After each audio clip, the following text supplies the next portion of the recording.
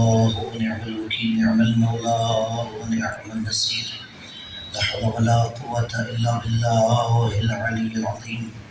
أعوذ بالله السميع العليم من الشيطان اللعين الرجيم. بسم الله الرحمن الرحيم. الحمد لله الذي هدانا لهذا وما كنا لنهتدي لولا أن هدانا الله لقد جاءت رسل ربنا بالحق.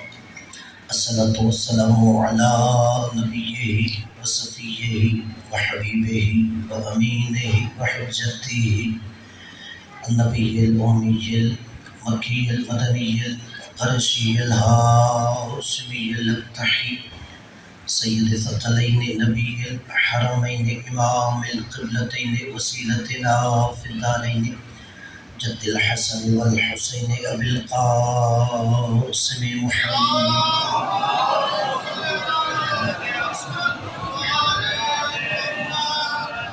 وعلى آله الذين أذهب الله عنهم الرجس وطهرهم تطهيرا.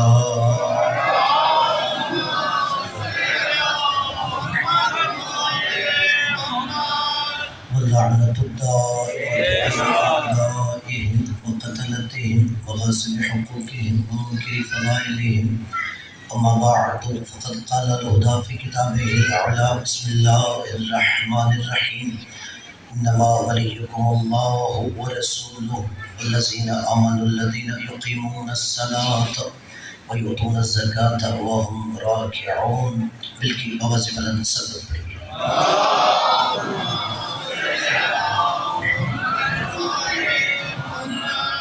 نعرہ تکبیر، نعرہ رسالت، نعرہ حیدری، حسینیت، یزیدیت، خلوت ترتیب پر بلند تر سلوات پڑھیے.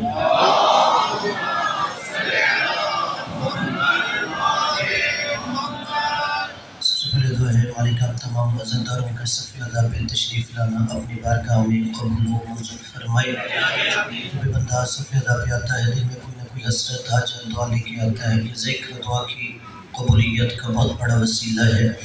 مالک ذکر کے صدقے میں اب تمام عزتدار جو دعائیں حاجات لے کے ہیں مالک اپنی بارگاہ میں مستجاب فرمائے. اتنی ایسی دعائیں انسان کے دلوں میں ہوتی ہیں زبان پہ نہیں لا سکتا. مالک صبح پیغمبر حضرت علی اکبر علیہ السلام کے صدقے میں اب تمام عزتداروں بانیان کی ایسی دعاؤں کو مستجاب فرمائے.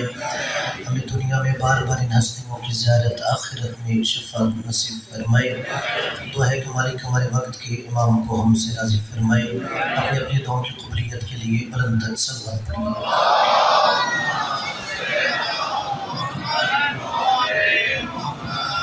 عزیز گرامی صاحبان رضی وقار محبان علی بیت عاشقان حسین ابن علی علیہ السلام اشر محرم الحرام 1448 ہجری کی یہ چھٹی مجلس عزا کہ جس میں سورہ مائدہ کی آیت نمبر 55 کو سنامہ کلام قرار دیا تاکہ یہ ولایت کی روشنی میں فلسفہ غدیر سے کربلا تک کا سوال ہم سمجھ سکیں کہ اللہ نے کہا انما ولیکم اللہ، فقط تمہارا ولی اللہ ہے، ورسولہ اور اللہ کا رسول ہے، والذین آمنوا الذین اور وہ صاحب ایمان ہے جو یقیمون الصلاۃ نماز پڑھتا ہے، ویؤتون الزکاۃ اور زکوٰۃ دیتا ہے، وہم راکعون مگر زکوٰۃ دینے کا انداز یہ ہے کہ وہ رکوع بھی کر رہا ہوتا ہے، زکوٰۃ بھی دے رہا ہوتا ہے.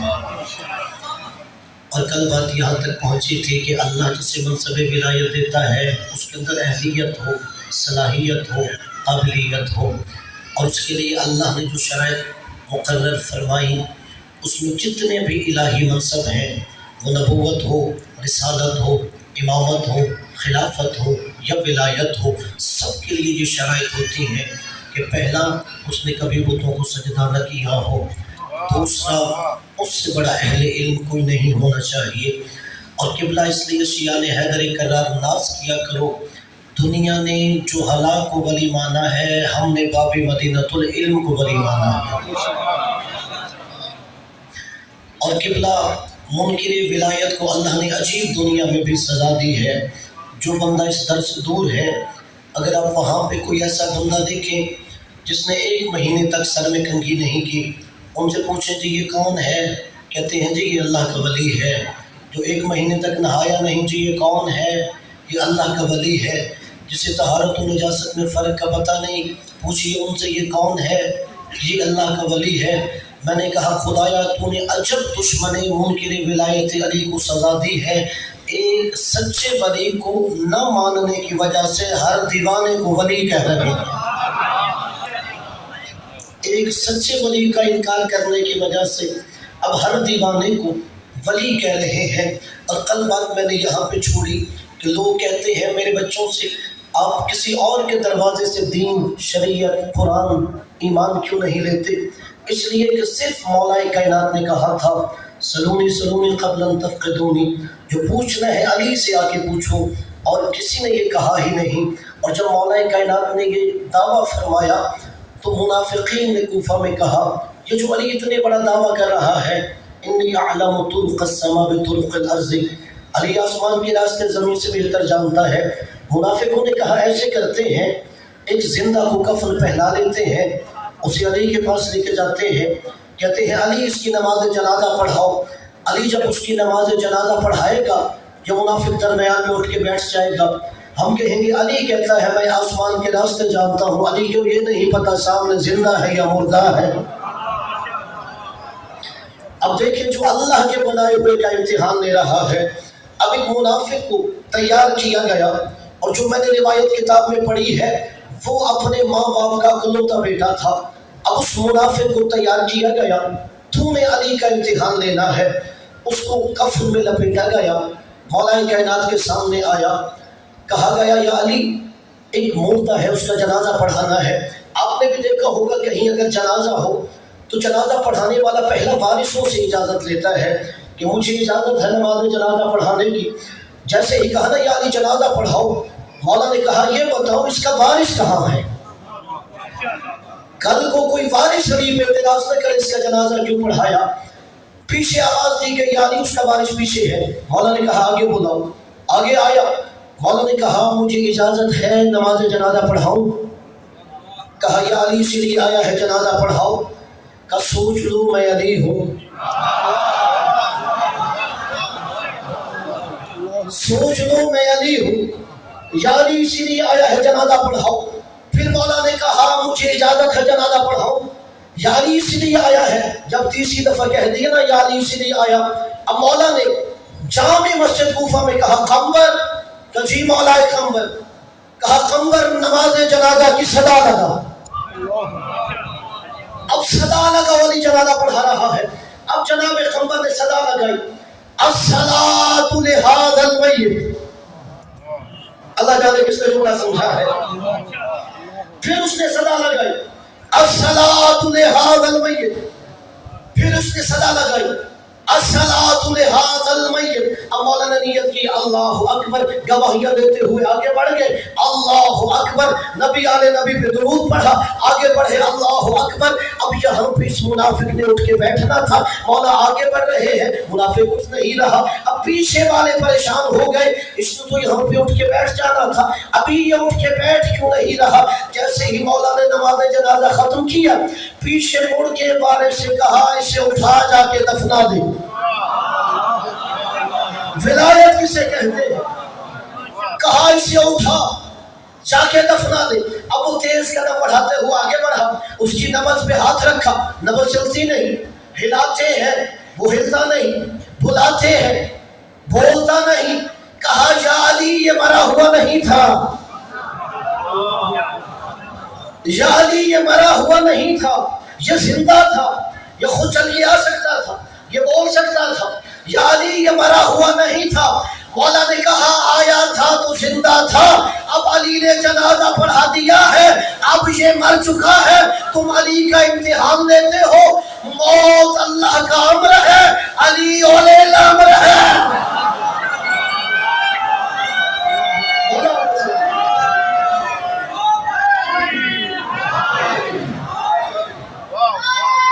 مولا آپ کو سلام۔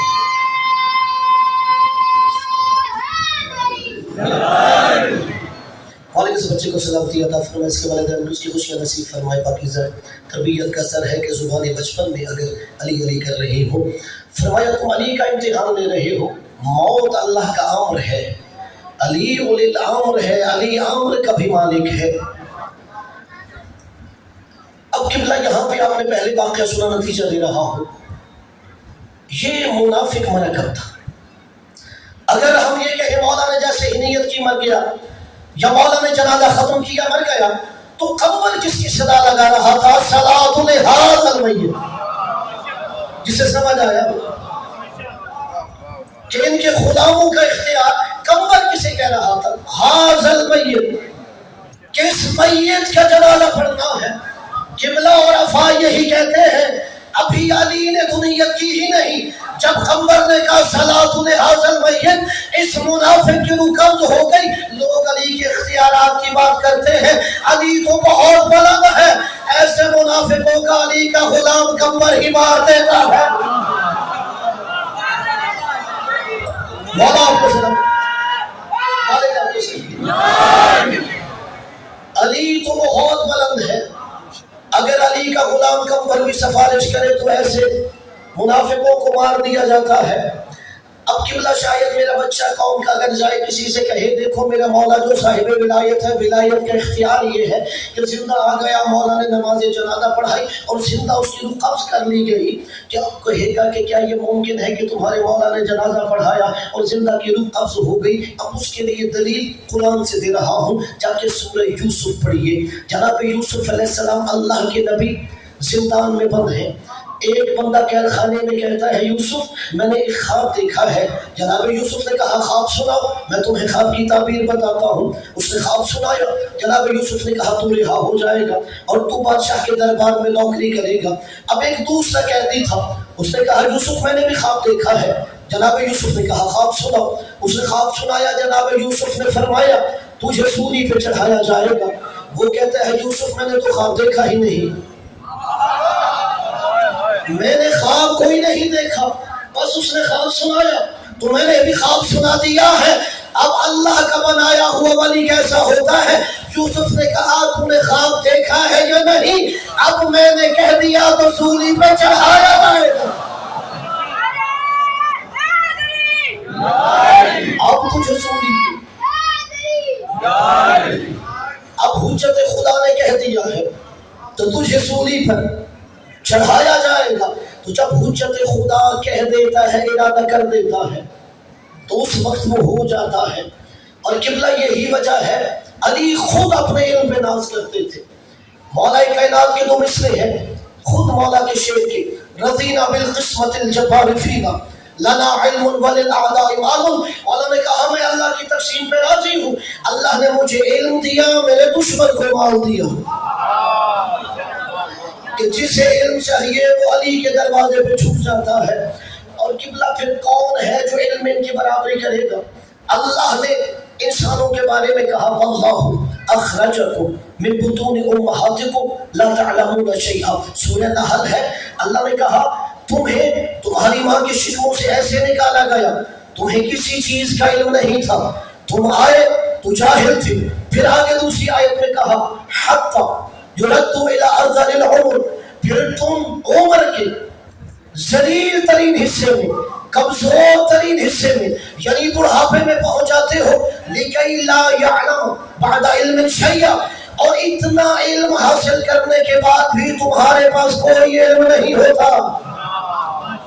قرآن کی آیت ہے، تم بڑھاپے میں پہنچ جاتے ہو، آئے تو جاہل، بڑھاپے میں پہنچ گئے، تم نے کہا میں نے بڑا علم حاصل کر لیا، لکی لا یعلم بعد علم شیئا، اللہ نے کہا اتنا علم حاصل کرنے کے بعد ابھی کوئی علم نہیں ہوتا، آئے تو بھی جاہل، گئے تو بھی جاہل، یعنی عام بندہ وہ ہے، آیا تو بھی جاہل، گیا تو بھی جاہل۔ اور جسے اللہ نے ولی بنایا ہوتا ہے وہ 3 دن کا نبی کے ہاتھوں پہ کہہ رہا ہوتا ہے یا رسول اللہ توریت سناؤ، یا رسول اللہ زبور سناؤ، انجیل سناؤ، قرآن سناؤ۔ اور علی 3 دن کے نبی کے ہاتھوں پہ توریت بھی سناتے ہیں، زبور بھی سناتے ہیں، انجیل بھی سناتے ہیں، قرآن بھی سناتے ہیں۔ اور نبی کہہ رہے ہوتے ہیں یا علی تو نے توریت موسیٰ سے بہتر پڑھی، یا علی تو نے توریت موسیٰ سے بہتر پڑھی، تو نے زبور داؤد سے بہتر پڑھی، انجیل عیسیٰ سے بہتر پڑھی، اور محمد گواہی دے رہا ہے تو نے قرآن ایسے پڑھا جیسے لوح محفوظ پہ لکھا ہے۔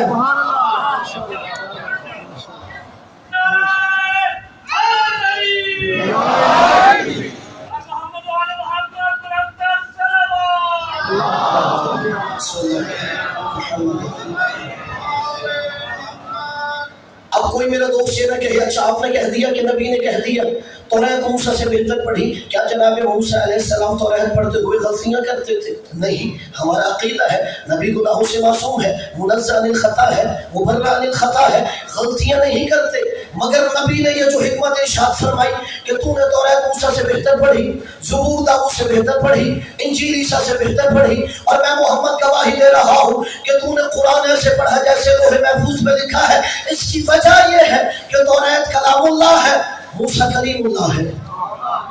توریت کلام اللہ، موسیٰ کلیم اللہ، زبور کلام اللہ، داؤد نبی اللہ، انجیل کلام اللہ، عیسیٰ روح اللہ، یہ ساری کتابیں علی کی زبان سے اس لیے اچھی لگ رہی، علی کی زبان لسان اللہ ہے، یہ لسان اللہ سے ساری کتابیں زیادہ اچھی لگ رہی تھی۔ اور پھر یہ سیرت میں نہیں، مولا نے 3 دن میں توریت کہاں سے پڑھی، زبور کہاں سے پڑھی، انجیل کہاں سے پڑھی، مگر یہ لکھا ہے سیرت نگاروں نے کہ علی نے قرآن کے نازل ہونے سے 10 سال پہلے قرآن کہاں سے پڑھا۔ ابھی اس کے 10 سال بعد قرآن میں نازل ہونا شروع ہے، لیکن مولا نے کہاں سے قرآن پڑھا تھا؟ جہاں سے 18واں پارہ شروع ہوتا ہے، سورہ مومنون کی امیر المومنین تلاوت کر رہے تھے، جہاں سے سورہ مومنون، اور مولا نے یہ پہلا جملہ کہا نبی کے ہاتھوں پہ قرآن کے نازل ہونے سے 10 سال پہلے، بسم اللہ الرحمن الرحیم، قد افلح المؤمنون، یقیناً مومن کامیاب ہو گیا۔ نبی نے آگے بڑھ کے دوسرا جملہ کہا یا علی قد افلح المؤمنون بولایتک، مومن تیری ولایت کی وجہ سے کامیاب ہے۔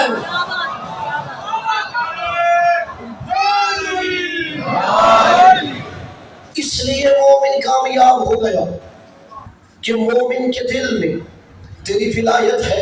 اور پھر دیکھیے اگر دنیا کو پہلا ولی سمجھ میں آ جائے تو آخر تک 12 ولی سمجھ آ جائیں گے۔ ہمارے پاکستان میں ایک محکمہ ہے رویت حلال کمیٹی، اس کا کام کیا ہے؟ اس نے چاند دیکھنا، خدا کو سلامت رکھے، اور یہ ہر مہینے کی 5ویں تاریخ کا چاند نہیں دیکھتے، 10ویں تاریخ کا چاند نہیں دیکھتے، 14ویں کا چاند نہیں دیکھتے، ہر مہینے کی پہلی تاریخ کا چاند دیکھتے ہیں۔ اگر آپ ان مفتیوں سے کہو آپ پہلی تاریخ کے چاند کے لیے جمع کیوں ہوتے ہو، وہ کہیں گے اس لیے اگر پہلی تاریخ کا چاند صحیح ثابت ہو گیا آخر تک معاملہ صحیح چلے گا۔ جسے مثال سمجھ آئی ہو، اگر پہلی تاریخ کا چاند صحیح ثابت ہو گیا تو آخر تک معاملہ صحیح چلے گا، اور اگر پہلی تاریخ کا ہی چاند غلط ثابت ہوا تو آخر تاریخ غلط ثابت ہوگی۔ قبلہ ہم بھی یہی کہتے ہیں اگر دنیا کو پہلا ولی صحیح سمجھ آ گیا، تمہیں 12 تک ولی صحیح سمجھ آئیں گے، اور اگر پہلا ولی ہی سمجھ نہ آیا تو آخر تک معاملہ بگڑتا رہے گا۔ اور پھر اللہ نے جیسے پہلے نبی کے دنیا میں آنے پہ خاص اہتمام فرمایا، ویسے نبی کے بعد پہلے ولی کے دنیا میں آنے پہ خاص اہتمام فرمایا، وہاں پر بزم ملکوت سجائی گئی۔ اب اللہ نے نبی کے بعد ولی کو دنیا میں بھیجنے کے لیے اپنے گھر کا انتخاب کیا تاکہ پہلے دن سے لوگوں کے ذہنوں میں ولی کا مقام بلند ہو جائے۔ اور میں حوالہ لے کے بات کرتا ہوں، جو میرے غیر شیعہ بھائی ہیں وہ یہاں سے یقین لے کے اٹھے، کتاب کا نام ہے المستدرک علی الصحیحین۔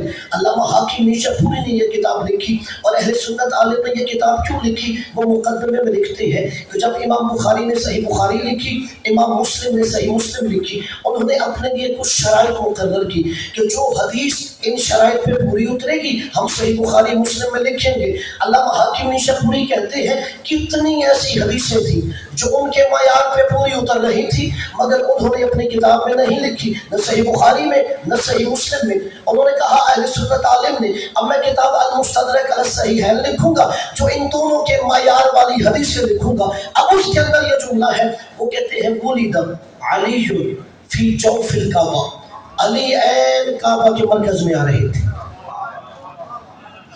اگر جو جملے میں بلاغت ہے، یہ نہیں کہا ولد علی فی الکعبہ کہ علی عین کعبہ میں صرف آ رہے تھے، نہیں، کعبہ کے مرکز میں، جوف میں۔ جوف مرکز کو کہتے ہیں، جوف سینٹر کو کہتے ہیں۔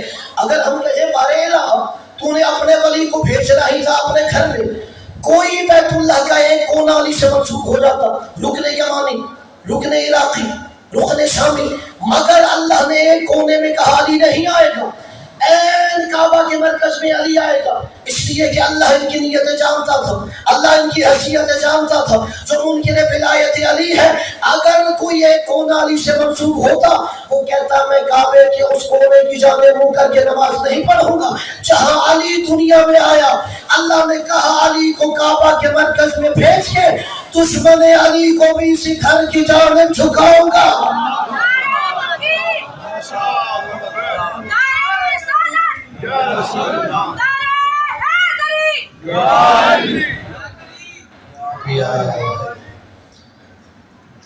کہا دشمن علی کو بھی اسی گھر کی جانب جھکاؤں گا، تاکہ پتہ چل جائے۔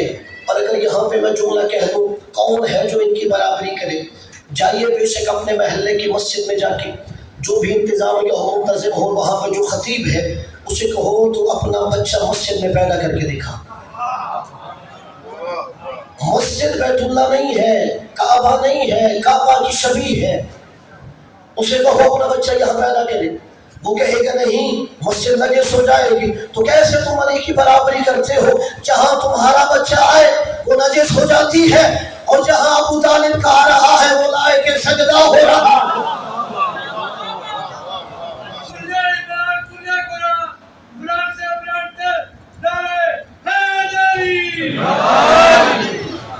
جہاں تمہارا بچہ آئے وہ جگہ نجس ہو جاتی ہے، جہاں جناب ابو طالب کا یہ شہزادہ آ رہا ہے وہ لائق سجدہ ہو رہا ہے۔ اور استاد قمر جلالوی کے دو حصے ہیں، اشاروں میں ہی پڑھ کے آگے گزر جاؤں گا، جسے سمجھ آ گئی میرے دل سے دعا نکلے گی۔ استاد قمر جلالوی کہتے ہیں کرتے ہیں سجدہ سوئے زچہ خانہ علی،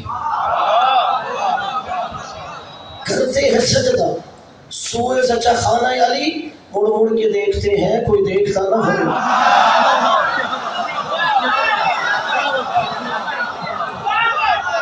بھاگا پسند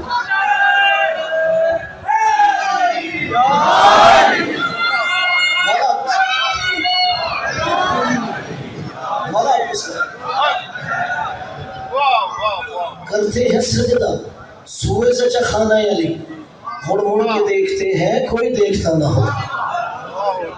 تو جہاں ابو طالب کا بیٹا آ رہا تھا، اللہ نے اس سے لائق سجدہ کر رہا، اور پھر اللہ کے ولی کو پہلا جو اعزاز بھی ملا کہ پہلی غذا لعاب رسالت چوس رہے ہیں۔ اور یہاں پہ آپ نے سنا ہے اللہ عزیز شان حیدر جوادی اللہ مقامہ کے تو مصرے ہیں کہ بظاہر تو نبی نے اپنی زبان دہن امامت میں دے دی، وہ کہتے ہیں بظاہر تو زبان چوسی بباطن مولا حیدر میں۔ لوگوں نے تو یہی دیکھا نا کہ دہن امامت میں لسان رسالت ہے، اب بظاہر تو زبان چوسی بباطن مولا حیدر نے، مگر پیچھے راز کیا تھا؟ بظاہر تو زبان چوسی بباطن مولا حیدر نے زبان دے دی پیغمبر کو، زبان لے لی پیغمبر سے۔ جسے الگ سمجھ آتا ہے زبان لے لی پیغمبر، زبان لے لی پیغمبر سے۔ اور پھر اللہ کا ولی تو آنکھیں کھول ہی نہیں رہا تھا، کب آنکھیں کھولی؟ جب نبی کے ہاتھوں پہ آئے۔ اور یہاں پہ خدا درجات بلند فرمائے زیادی صاحب کہتے تھے نبی اسے کہتے ہیں جسے دیکھ کے علی کی بھی آنکھیں کھل جاتی ہیں۔ ادبی جملہ ہے باریک، کہتے ہیں نبی اسے کہتے ہیں جس سے دیکھ کر علی کی بھی آنکھیں کھل جاتی ہیں، اور علی نے تو غذا کھائی ہی نہیں، اور نبی نے سب سے پہلی غذا اپنی لسان رسالت دہن امامت میں دے دیا۔ پہلا جملہ کیا کہا؟ نبی اسے کہتے ہیں جس سے دیکھ کر علی کی آنکھیں کھل جاتی ہیں۔ پھر کہتے ہیں علی اسے کہتے ہیں جس سے پہلے دن نبی نے زبان دے دی۔ نبی نے پہلے دن جسے زبان دے دی۔ اور پھر امیر کائنات کی اب یہ فضیلت چاہیے، اپنے دوست محلے دار کسی کو بھی بتاؤ کہ میرا مولا وہ ہے جو اللہ کے گھر میں آیا تھا، میرا مولا وہ ہے جس کی ماں 3 دن تک اللہ کے گھر مہمان رہی۔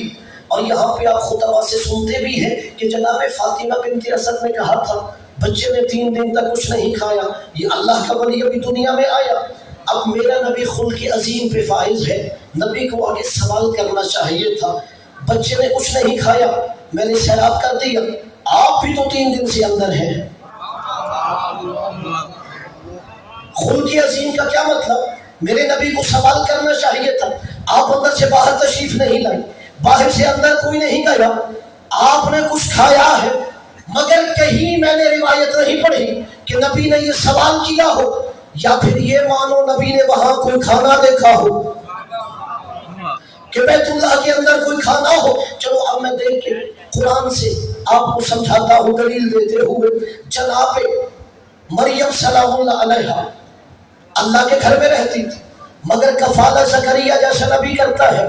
قرآن کی آیت ہے جب بھی جناب زکریا جناب مریم کے حجرے میں گئے تو کیا دیکھا؟ مریم کے سامنے کھانا رکھا ہوا ہے۔ جناب زکریا نے کہا مریم تم حجرے سے باہر نہیں جاتی، میرے علاوہ حجرے کے اندر کوئی نہیں آتا، یہ کھانا کہاں سے آ گیا؟ جناب مریم نے کہا من عند اللہ، اللہ کی طرف سے آتا ہے، یہ جنت سے کھانا آتا ہے تو پھر ماننا پڑے گا جو اللہ زکریا کی کفالت میں عیسیٰ کی ماں کو بھوکا نہیں رکھتا، وہ اللہ اپنے گھر میں علی کی ماں کو بھوکا کیسے رکھے گا؟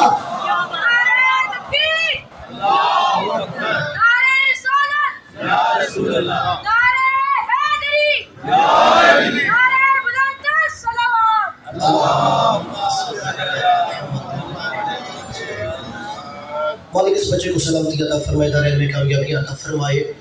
فرمایا جو عیسیٰ کی ماں کو زکریا کی کفالت میں بھوکا نہیں رکھتا، وہ علی کی ماں کو اپنے گھر میں بھوکا کیسے رکھے گا؟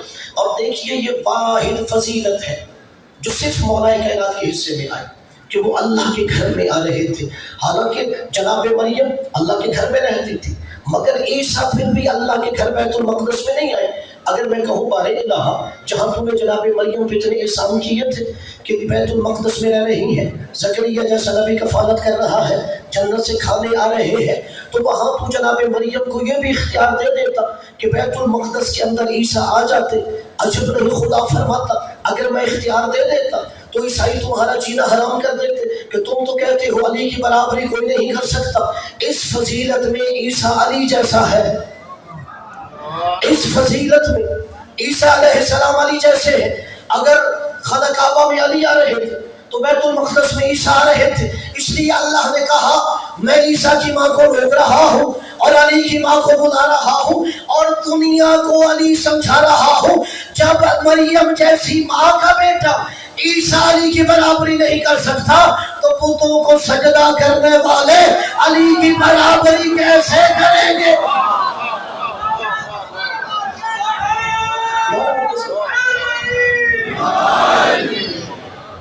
مریم جیسی ماں کا بیٹا عیسیٰ برابری نہیں کر سکتا، اس لیے ہم نے اسے بیت المقدس میں نہیں آنے دیا۔ تو جو بتوں کو سجدہ کرتے رہے ہو وہ علی کی برابری کیسے کر سکتے ہیں؟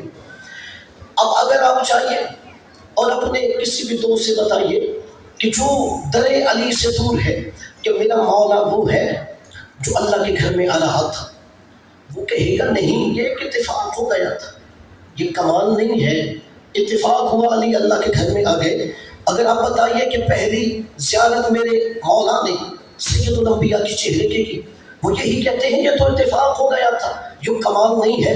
قبلہ جو دشمن علی ہے وہ کہاں کہاں اتفاق ہے کہ علی کے کمالات پہ قبضہ پردہ ڈالتا رہے گا۔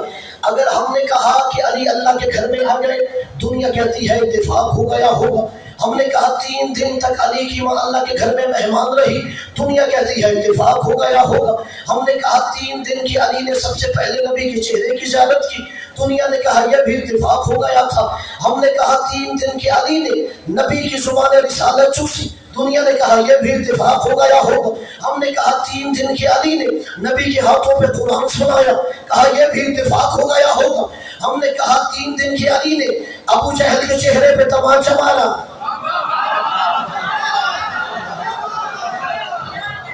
قبلہ میں نے یکم محرم سے شیخ محرم ہو گئی۔ آج تک کسی کو نہیں کہا کہ ذکر علی میں بولو۔ میں 6 دن تک ہر چہرہ پڑھ رہا تھا، میں خود دیکھ رہا تھا علی کے ذکر سے کس کے دل سے آواز نکل رہی ہے۔ آج کہہ رہا ہوں علی کی محبت میں جو زبان بولی جاتی ہے یہ فرشتے لکھ لیتے ہیں، تاکہ یہ فرشتہ لکھے یہ حق کی تائید کرنے والوں میں سے ہے۔ اور جو ذکر علی سن کے خاموش رہتا ہے، مجھے ڈر لگ رہا ہوتا ہے منبر پہ بیٹھ کے کہ اس سے کہیں بھی سمے تمار ناراض نہ ہو جائے کہ میں زبان کٹا کے بھی علی علی کر رہا تھا، تو زبان رکھ کے بھی چپ بیٹھا ہے۔ علی حق، علی حق، علی حق، علی حق، علی حق، علی حق۔ مولا آپ کو سلامت رکھے، مولا کائنات خیرات عطا فرمائے۔ اور جملہ کہہ دیتا ہوں علی کے ذکر میں ہاتھ اٹھانے سے گھبرایا نہ کرو، یہ کشکول ہوتا ہے جو علی کی بارگاہ میں اٹھایا جاتا ہے، اور اس وقت تک یہ کشکول واپس نہیں آتا جب تک علی کچھ عطا نہ کر دے۔ کشکول بڑھایا کرو علی کی بارگاہ میں۔ ہم نے کہا علی اللہ کے گھر میں آ گئے، دنیا نے کہہ دیا اتفاق تھا۔ ہم نے کہا کہ 3 دن کی علی نے قرآن سنایا نبی کے ہاتھوں پہ، دنیا کہہ دیتی ہے اتفاق ہو گیا ہوگا۔ ہم نے کہا نبی مکہ سے مدینہ ہجرت کر رہے تھے، بستر پہ علی کو سنا رہے تھے، کہا اتفاق ہو گیا ہوگا۔ ہم نے کہا نبی مدینہ جاتے ہوئے قبا کی بستی میں رک گئے، 3 دن تک علی کا انتظار کرتے رہے۔ تیسرے دن مولا مکہ سے مدینہ کافروں کی امانتیں دے کے پہنچ کے تو نبی نے علی کا ہاتھ پکڑ کے مدینے میں داخل ہو رہے تھے، دنیا نے کہا اتفاق ہوگا۔ ہم نے کہا علی بدر کا فاتح ہے، کہا اتفاق ہے، احد کا مرد میدان ہے، کہا اتفاق ہے، خندق کا کل ایمان ہے، کہا اتفاق ہے۔ ہم نے کہا مولا جب یہ احد لڑ رہے تھے علی کی تلوار ٹوٹ گئی، اللہ نے آسمان سے ذوالفقار نازل کر دی، دنیا کہتی ہے اتفاق ہو گیا ہوگا۔ ہم نے کہا علی جب احد کے میدان میں ذوالفقار چلا رہے تھے اور سارا میدان بہادروں سے خالی نظر آ رہا تھا، تو ہر شجاع کی یہ کوشش ہوتی ہے کوئی تو مجھے دانے شجاعت دے۔ جب اللہ نے دیکھا مسلمانوں سے صفحہ میدان خالی ہے تو سید الملائکہ جبرائیل سے کہا جاؤ احد کے میدان میں میری علی کی شجاعت کا قصیدہ پڑھو۔ تو جبرائیل قصیدہ پڑھ رہا تھا، لا فتح الا علی، لا سیف الا ذوالفقار۔ دنیا نے کہا یہ بھی اتفاق ہو گیا تھا۔ ہم نے کہا اچھا آؤ ہم تمہیں علی دکھاتے ہیں، علی صاحب الکفا ہے، کہا اتفاق ہے، علی مسترح العطا ہے، کہا اتفاق ہے۔ ہم نے کہا علی ساقی کوثر ہے، کہا اتفاق ہے۔ ہم نے کہا علی صاحب لواء الحمد ہے، کہا اتفاق ہے۔ ہم نے کہا علی ذاکر اکبر ہے، کہا اتفاق ہے۔ ہم نے کہا علی صدیق اکبر ہے،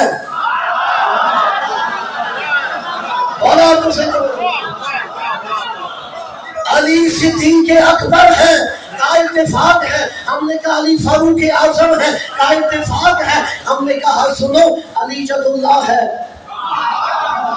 علی ید اللہ ہے، کہا اتفاق ہوگا۔ علی لسان اللہ ہے، کہا اتفاق ہوگا۔ ہم نے کہا علی وجہ اللہ ہے، کہا اتفاق ہوگا۔ علی عین اللہ ہے، اتفاق ہوگا۔ علی یزن اللہ ہے، اتفاق ہوگا۔ علی مشیت اللہ ہے، کہا اتفاق ہوگا۔ ہم نے کہا سنو میرے مولا نے حالت رکوع میں انگوٹھی زکات میں تھی، اللہ نے آیت ولایت اتار دی، کہا یہ بھی اتفاق ہوگا. ہم نے کہا میرا مولا چادر تطہیر میں آ رہا تھا, اللہ آیت تطہیر نازل کر رہا تھا, کہ یہ بھی اتفاق تھا. ہم نے کہا میرا علی آیت مبہلہ کے مطابق نفس رسول بن رہا ہے, کہ یہ بھی اتفاق ہوگا یا ہوگا. ہم نے کہا اچھا سنو, ہمارے نبی نے کہا علی جنت و جہنم تقسیم کرنے والا ہے. جو جنت کا طلبگار ہو علی کے دروازے سے. ہم نے کہا علی جنت و جہنم تقسیم کرنے والا ہے, کا اتفاق ہے. ہم نے کہا سنو, علی مومن و منافق کی پہچان ہے. مولا آپ کو سنا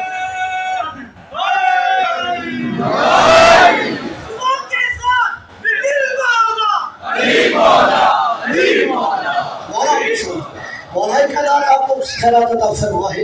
ہم نے کہا علی مومن و منافق کی پہچان ہے, کہ یہ بھی اتفاق ہوگا یا ہوگا. ہم نے کہا علی کائنات میں واحد ہے جس کی زوجہ بطول ہے.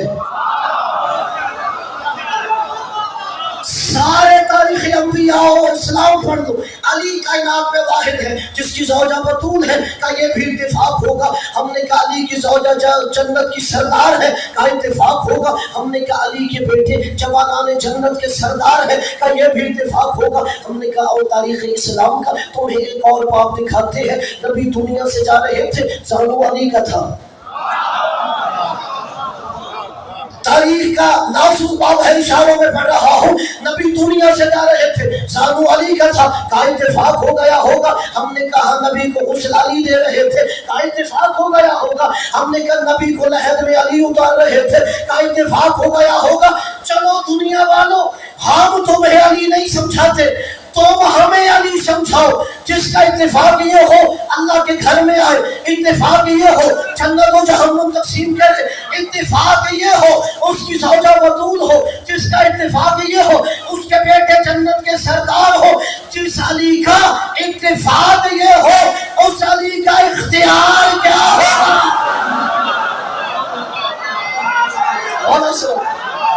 علی حق, علی حق, علی حق, علی حق, علی حق, علی حق.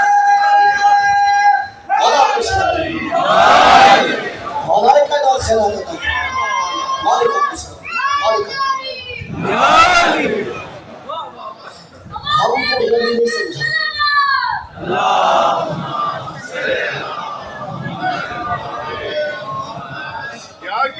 ہم تمہیں علی نہیں سمجھاتے, تم ہمیں ہمارا علی سمجھو.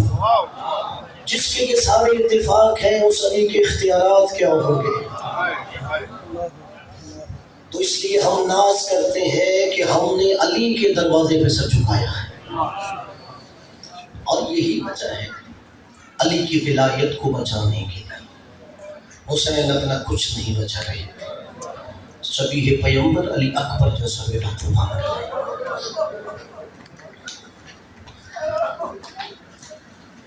آج جوانوں کے رونے کا دن ہے.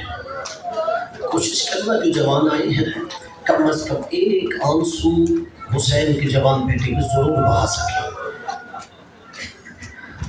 عزیزاں, کچھ ذریعوں پر کچھ مسائل نہیں پڑھی جاتے. مولا علی کی ذریعے پر زینب کا بازار اور دربار جانا نہیں پڑھا جاتا. علی برداشت نہیں کر سکتے میری زینب کیسے شرابیوں سے بول رہی ہے. جناب عباس علیہ السلام کی ذریعے پر سکینہ کے مسائل نہیں پڑھے جاتے. اس لیے عباس علمدار برداشت نہیں کر سکتا سیدانی کو کیسے تماشے مارتے رہے. ادرکم علی الزہرا, مولا حسین کی قبر پر علی اکبر کے مسائل نہیں پڑھے جاتے. ادرکم علی الزہرا, جس کی آئینے کے لیے ہے جناب علی اکبر اس کی شفاعت فرمائے. عزادار آخری دفعہ عائشہ تقریباً 350 سال پہلے نجف کے عالم سید مہدی بحر العلوم نے مولا حسین کی ذریعے پر ان کے جوان بیٹے کے مسائل پڑھے. شب جمعہ تھی, زائرین کربلا مولا حسین کی زیارت کے لیے آئے. انہوں نے دیکھا سید مہدی بھی کربلا میں ہے, بہت بڑا عالم تھے. انہوں نے کہا سید زادے کو ہمیں حسین کی قبر پہ کھڑے ہو کے حسین کی جوان بیٹے کی مصائب سناؤ۔ عالم دین نے کہا علی اکبر کی مصائب نہ سنو، حسین کی ذریعہ پر میں کوئی اور مصائب پڑھ دیتا ہوں۔ عزاداروں زائرین نے اصرار کیا نہیں، ہم حسین کو اس کے جوان بیٹے کا پرسہ دینا چاہتے ہیں۔ عزاداروں عالم دین نے مولا حسین کی ذریعہ کو پکڑ کر علی اکبر علیہ السلام کے مصائب پڑھے۔ عالم دین خود بھی روتے رہے، زائرین بھی روتے رہے۔ عزاداروں گھر جا کے سید مہدی سو گئے، آدھی رات کو دیکھا کوئی کالے برقعے والی بی بی ہے جس کا ایک ہاتھ زخمی پہلو پہ ہے۔ کہا سید مہدی تو نے حسین کی قبر پر میرے علی اکبر کے مصائب کیوں پڑھے؟ عالم دین ہاتھ باندھ کے کہتا ہے آقا جاتی میں نے کوئی غلط روایت پڑھ دی ہے؟ کہ نہیں مہدی تو نے کوئی غلط روایت نہیں پڑھی، مگر تو مصائب پڑھ کے گھر آ کے چین سے سو گیا ہے۔ میرا حسین اب بھی قبر میں کروٹیں بدل رہا ہے۔ اجرکم علی الزہرا، تو مصائب پڑھ کے گھر آ کے سو گیا ہے، نانا نے مدینہ چھوڑ دیا ہے، علی نے نجف چھوڑ دیا ہے، ماں نے بقیہ چھوڑ دیا ہے، حسین چپ نہیں ہو رہا۔ کہا آج کے بعد حسین کی قبر پر علی اکبر کے مصائب نہ پڑھنا۔ اجرکم علی الزہرا، اللہ تعالیٰ جانتے ہو یہ سیدنا کا کیسا جوان تھا۔ مقتل کی روایت ہے جب جناب علی اکبر علیہ السلام کا سر نیزے میں بلند تھا اور شام میں یہ قافلہ داخل ہوا، ایک مکان کی چھت پہ کچھ عیسائی عورتیں بیٹھی ہیں۔ عیسائی عورت ایک ایک سر کو دیکھتی ہے۔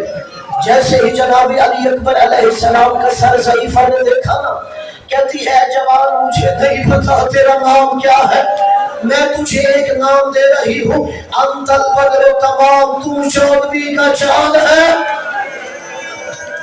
عزاداروں مجھے بتاؤ جسے غیر عورت چودھویں کا چاند کہہ رہی ہو، اللہ جانے اسے ماں کیا کہتی ہوگی۔ اجرکم علی اللہ۔ عزاداروں ضعیفہ مقام سے نیچے آئی، جناب علی اکبر علیہ السلام کے سر والے نیزے کے کھڑے ہو کے کہتی ہے اور تم میں ایک دعا مانگتی ہوں تم آمین کہنا۔ عزاداروں ضعیفہ کہتی ہے اے بار الہ اس جوان کی ماں اس کے مرنے سے پہلے مر گئی ہو، جناب لیلا نے سنا مجھے دعا کیوں دے رہی ہے، اس کی ماں ابھی تک زندہ ہے، اس کا قاتل کربلا سے شام تک کبھی علی اکبر کو دیکھتا، کبھی مجھے دیکھ کے ہنستا۔ اجرکم علی الزہرا، مولا آپ کی آہوں پہ رحم کرے، علی اکبر علیہ السلام آپ کی شفاعت فرمائے۔ عزادار حسین کو کتنا پیار تھا اپنے علی اکبر سے۔ عزاداروں جس یزیدی سپاہی نے مولا علی اکبر علیہ السلام کا سر اٹھایا ہوا تھا، وہ یزیدی سپاہی آ کے شمر سے کہتا ہے شمر کربلا سے مسلسل میں عجیب ایک منظر دیکھ رہا ہوں، جدھر جدھر میں علی اکبر کا سر لے کے جاتا ہوں ادھر حسین کی نگاہ جاتی۔ اللہ جانے کسے جملہ سمجھ آیا ہے باپ بیٹے کی محبت کا، کون اپنے خیال میں بیٹھا ہوگا کہ جہاں جہاں علی اکبر کے سر والا نیزہ جاتا ہے حسین کی نگاہیں ادھر ہوتی ہے۔ علی اکبر کے سر والا نیزہ قافلے کے آگے رکھا، حسین کی نگاہیں علی اکبر کے سر پہ، میں نے علی اکبر کے سر والا نیزہ قافلے کے درمیان رکھا، حسین کی نگاہیں علی اکبر کے سر پہ، میں نے یہ نیزہ پیچھے لے گیا، حسین کی نگاہیں علی اکبر کے سر پہ۔ عزاداروں جملہ سنو گے، یزیدیوں نے باپ بیٹے کی محبت کا امتحان لینا چاہا۔ شیعہ کہتا ہے ایسے کرو کہ تم علی اکبر کا سر نیزے سے اتارو، صندوق میں بند کرو، پھر دیکھو حسین کدھر دیکھتا ہے۔ اجرکم علی الزہرا، عزادار مادر حسین آپ کی شفاعت فرمائے۔ کہا علی اکبر کا سر نیزے سے اتارو، پھر دیکھو حسین کدھر دیکھتا ہے؟ عددار اس ملعون نے علی اکبر علیہ السلام کا سر نیزے سے اتارا، ایک صندوق میں بند کر دیا. ابھی تھوڑا قافلہ چلا تھا کہ شیور تازیانہ لے کے میرے چوتھے امام کے پاس آیا. امام کی قبر پر کچھ ظلم کی داستان لکھی. امام نے کہا بتاؤ تو صحیح تازیانے کیوں مار رہے ہو؟ کہ سجاد یہ بتا تیرے بابا کا سر کہاں چلا گیا؟ حسین کا سر نو کے نیزہ سے غائب ہو گیا. عددار مولا سجاد نے ایک ایک نیزے پہ سر دیکھا. مولا سجاد نے دیکھا بابا کا سر بھی نہیں ہے، علی اکبر کا سر بھی نہیں ہے. کہا یہ بتاؤ میرا علی اکبر کہاں ہے؟ میرا علی اکبر کہاں ہے؟ علی اکبر کا سر ایک صندوق میں بند ہے. مولا نے کہا مجھ پہ ظلم نہ کرو، وہ صندوق کھولو. عددارو صندوق کھولا گیا. کیا منظر ہے، بوڑھا باپ جوان بیٹے کے رخسار پر رخسار رکھ کے کہہ رہا ہے علی اکبر ان ظالموں نے تجھے مجھ سے جدا کر دیا. آگے رکھو والا زہرا. علی اکبر ان ظالموں نے تجھے مجھ سے جدا کر دیا. عددارو بڑا مشکل تھا حسین کے لیے اپنے جوان بیٹے کو مقتل میں بھیجنا.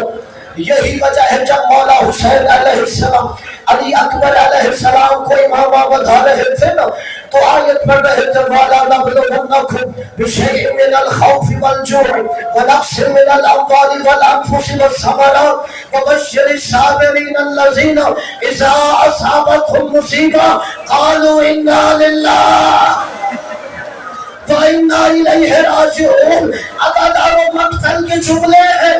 آپ ہاتھوں سے ماتم کرتے ہیں، سیدانیوں نے پتھر اٹھائے پتھروں سے ماتم کر رہی ہے. اجرکم علی الزہرا. مولا حسین نے کہا علی اکبر تو زینب سلام اللہ علیہ سے اجازت لے. عددارو بڑا مشکل تھا شریکت الحسین کے لیے، مگر جناب علی اکبر علیہ السلام نے کہا پھوپھی اماں آپ کا مقام زیادہ ہے یا دادی زہرا کا؟ کہ علی اکبر تیری دادی زہرا کا مقام زیادہ ہے. کہ پھر اماں ایسے کرو اپنا بیٹا زہرا کے بیٹے پہ قربان کر دو. عددارو اجازت ملی. اجازت ملنے کے بعد کئی دفعہ پردہ خیمے کا اٹھا کئی دفعہ گرا ہے. جب بھی علی اکبر علیہ السلام خیمے سے نکلنا چاہتے کبھی ماں روک لیتی، کبھی پھوپھی روک لیتی، کبھی سکینہ قدموں سے لپٹ جاتی. عددارو علی اکبر علیہ السلام گھوڑے پہ سوار ہو کے خیمے سے نکلے. علی اکبر علیہ السلام تھوڑا دور چلے. علی اکبر علیہ السلام کو محسوس ہوا پیچھے کوئی دوڑتا ہوا آ رہا ہے. جناب علی اکبر نے گھوڑا روکا، پیچھے مڑ کے دیکھا بوڑھا باپ امامہ گلے میں آیا ہے، دوڑتا ہوا آ رہا ہے. علی اکبر نے کہا بابا آپ نے اجازت دے دی، اب دوڑتے ہوئے کیوں آ رہے ہو؟ کہا اکبر کاش تیرا بھی اکبر جیسا بیٹا ہوگا. اجرکم علی اللہ. تیرا بھی کوئی ایسا جوان بیٹا ہوتا تو اسے مقتل کی جانب بھیجتا. پھر میں تجھ سے پوچھتا بوڑھا باپ جوان بیٹے کو کیسے مقتل میں بھیجتا ہے؟ جناب علی اکبر علیہ السلام کے ایسا جہاد کیا. الامان والحفیظ. اللہ تعالیٰ ادھر ماں بے چین ہو گئی، ادھر بابا بیٹے کے لیے تڑپنے لگا. مولا حسین خیمے میں آئی. لیلا سلام اللہ علیہ سے فرماتے ہیں لیلا میرے نانا کا فرمان ہے اگر مشکل وقت میں ماں بیٹے کے لیے دعا کرے وہ دعا قبول ہوتی ہے. کہا مولا کیسے دعا کروں؟ کہا مصلی بچھاؤ، کوئی نامحرم خیمے میں نہیں ہے، خاک کربلا اپنے بالوں میں ڈالو، قرآن کو سر پہ رکھ کے کہو یا راجا یوسف الا یعقوب اولدن الی علی اکبر. اے یوسف کو یعقوب سے ملانے والے میرا علی اکبر ملا دے. اجرکم علی الزہرا. عددارو جس زبان کو رونا نہ آئے علی اکبر علیہ السلام سے معافی مانگے. عددارو اتنے میں علی اکبر اکبر علیہ السلام آ گئے، فرمایا یا ابتاہ العطش قد خذلنی، پیاس مجھے مارے جا رہی ہے۔ مولا نے کہا علی اکبر اپنی زبان میری دہن میں دے دے۔ جناب علی اکبر علیہ السلام نے فوراً زبان پیچھے کر لی کہ بابا آپ مجھ سے زیادہ پیاسے ہو۔ اب علی اکبر علیہ السلام دوبارہ مقتل میں گئے، ایسا جہاد کیا علامہ والحفیظ، اتنے میں عمر بن سعد کہتا ہے ایسے تم اسے زین سے زمین پہ نہیں لا سکتے۔ سلمان والا چھپ گیا، اس نے ایک درخت کی اوٹ کے سہارے میں ایک نیزہ اٹھایا، جیسے ہی حسین کا شبیہ پیغمبر بیٹا اس کے پاس سے گزرا، اس نے نیزہ علی اکبر کے سینے میں مارا۔ عزادارو سین سے زمین پہ آنے لگا کہ یا ابا عبداللہ ادرکنی، حسین گرتے ہیں، حسین اٹھتے ہیں۔ علامہ مجلسی نے لکھا حسین کیسے اپنے بیٹے کی لاشیں پہ گئے، پدر پر لاشیں پسار زادو بنادو۔ اجرکم اللہ، حسین گھٹنیوں کے بل چلتے ہوئے اپنے جوان بیٹے کے سرہانے پہنچے۔ عزادار علی اکبر علیہ السلام کا چہرہ اپنی ابا کے دامن سے صاف کیا کہ علی اکبر تیری کوئی آخری وصیت ہے تو بیان کرو کہ بابا مجھے اماں سے ملا دو۔ عزادار آخری روایت جو عبادت کرنا چاہتا ہے کہا بابا اماں سے مجھے ملا دو۔ عزادار مولا حسین علیہ السلام نے جناب علی اکبر علیہ السلام کو اٹھانا چاہا، ایک ہاتھ قدموں کے نیچے رکھا، ایک ہاتھ گردن کے نیچے رکھا۔ جیسے ہی جوان بیٹے کو اٹھانا چاہا نا، حسین نے کربلا پہ لٹا کے کہا علی اکبر تیرا بابا پورا ہو گیا ہے، علی اکبر تو بھی میرا ساتھ دے۔ عزادار علی اکبر تم اپنی باہیں میری گردن میں ڈالو۔ عزادار علی اکبر نے ایک بازو گردن میں ڈالا، دوسرا ہاتھ اپنے سینے پہ رکھا ہے۔